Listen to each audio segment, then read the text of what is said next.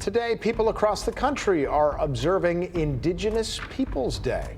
The holiday is intended for reflection on the legacy and impact of colonialism on Indigenous communities, but it's also a chance to celebrate their resilience and their cultures. Fox 61's Angelo Bavaro joining us this morning to share some ways you can mark the holiday. Good morning, Angelo. Hey, good morning, guys. And this morning, that observance is also taking place at the local and the national levels. President Biden issuing a statement. We have some of that statement that I do want to pull up here on the screen, issuing a proclamation honoring today as Indigenous Peoples Day. He did the same thing last year, making him the first president to mark this holiday. Now, in that proclamation, President Biden also pledging to do more to, quote, help lift tribal communities from the shadow of our broken promises, to protect their right to vote, and to help them access other opportunities that their ancestors were long denied. Here at home, the University of Hartford will host a land acknowledgement ceremony this afternoon with members of local Indigenous tribes.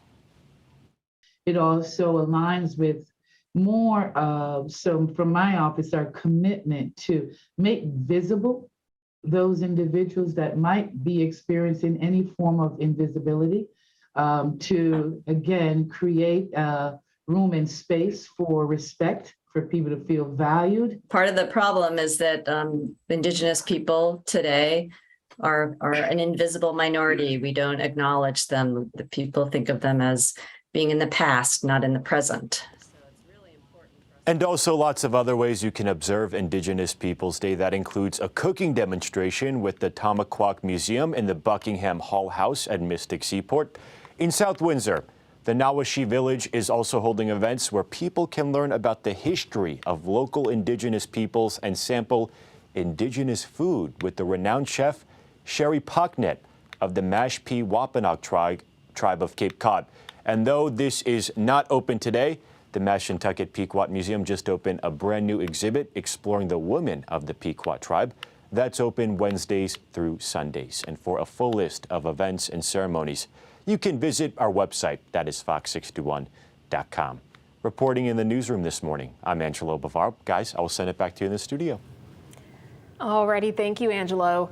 President Biden also issued a separate proclamation honoring today as Columbus Day as well. The president noting that the story of Christopher Columbus remains a source of pride for many Italian Americans whose families also crossed the Atlantic.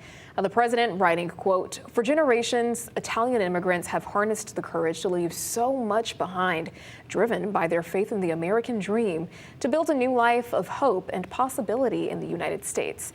And today, Italian Americans are leaders in all fields, including government, health, business, innovation, and culture.